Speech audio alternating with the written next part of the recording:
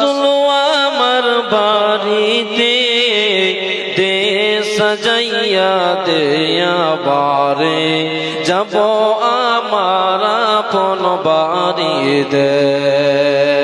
মাঝদের ওই পালকি দেখি আসলো আমার বাড়িতে দে সাজাইয়া দে আবারে যাব আমার আপন বাড়িতে কালকে ছিলাও রে পালকি মসজিদের উঠানে আজকে কেন আইলার পালকি আমার বাড়ির উঠানে কালকে সবার সাথেই ছিলাম এই তো ভুবনে আজকে কেমনে মাটির ঘরে থাকবো একা আধারে পরে মাঝদের ওই পালকি দেখি আসলো আমার বাড়িতে দে সাজাইয়া দে আবারে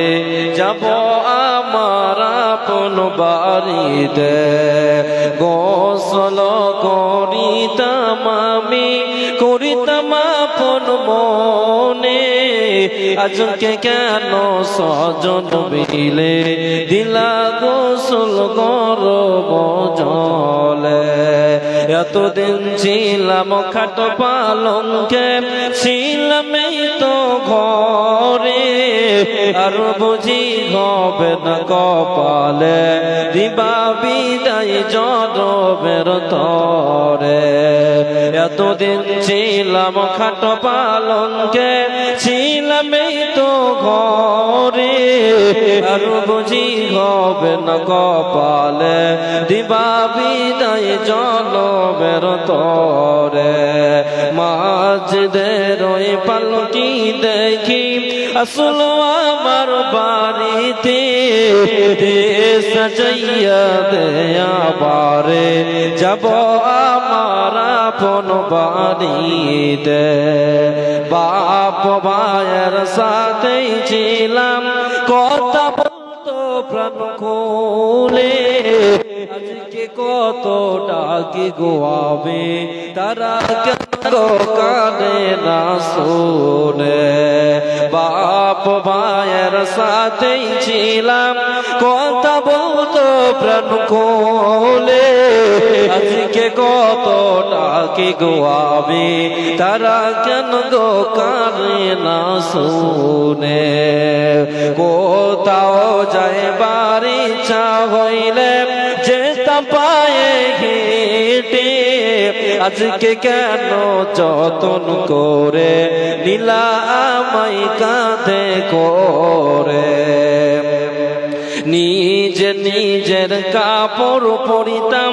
সাজতাম আপন মনে আজকে কেন সাজাইলা গো সাজাইলা সাদা কাপড়ে কত ভালোবাসো মোরে আদর করছো প্রাণ ভরে আজকে কেমনে থাকবা একা রাখিয়া আমায় আধার কবরে মাঝদের ওই পালকি দেখি আসলো আমার বাড়িতে দে সাজাইয়া দে আমারে যাব আমার আপন বাড়িতে লিল্লাহি তাকবীর কি আপন ভাই আপনার না খেয়ে এসছেন নাকি কেমন গো আবার জোরে আওয়াজ দেন তো নারাই তাকবীর আওয়াজ কি হয় না ভাই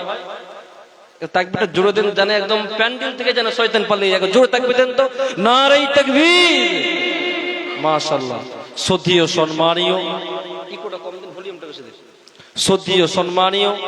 আজকের এই চলমান সভার নির্বাচিত নির্ধারিত আজকের সভার যোগ্যতম সভাপতি মহাশয় স্টেজ থেকে উলামায়ে কেরাম সামনে থাকা দিনদার ইমানদার মুমিন ভাই সকল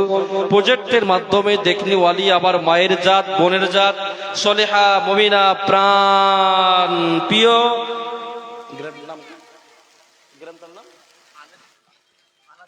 আনারডি তলাবাসী, কালিয়াচকবাসী, মালদাবাসী, সর্বপ্রথমে সে আল্লাহ সুবহানাহু ওয়া তাআলা দরবারে শুকরিয়া জ্ঞাপন করি, শুকরিয়া আদায় করি যে আল্লাহ সুবহানাহু ওয়া তাআলা এক তাবলীগী কেন্দ্রিক আয়োজিত জালসাতে আমাকে বয়ান করার, আপনাদেরকে শ্রবণ করার যিনি তৌফিক এনায়াত করেছেন, তৌফিক দান করেছেন, এজন্য সে মহান স্রষ্টা, সে মহান প্রতিপালক আল্লাহ সুবহানাহু ওয়া তাআলা দরবারে শুকরিয়া জ্ঞাপন করি, শুকরিয়া আদায় করে উচ্চ আওয়াজে উচ্চ সুরে একবার জবান খুলে আমরা সকলে পড়ি আলহামদুলিল্লাহ।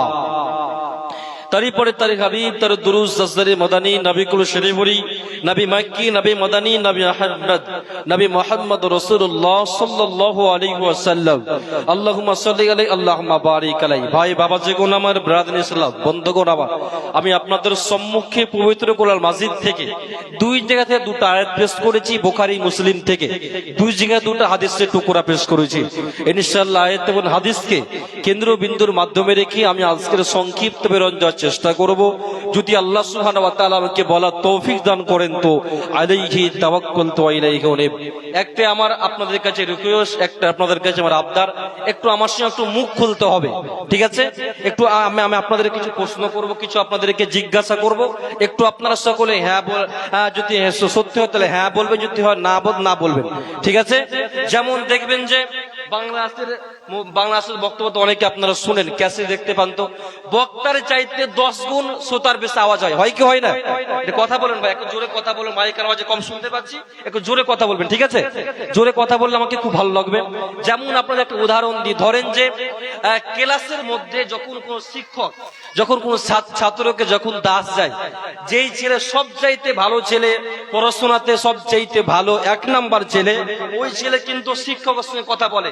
ঠিক না বেঠিক? কথা বলুন একটু, ঠিক না বেঠিক? শিক্ষকের সঙ্গে কথা বলে, ঠিক? আমি ধরেন যে আমি আপনাদের চাইতে বয়সে কম হতে পারে, কিন্তু আমি আপনাদের শিক্ষক, ধরেন যে আমি আপনাদের কিছু বলার জন্য, কিছু আপনাদেরকে নসিহত করার জন্য,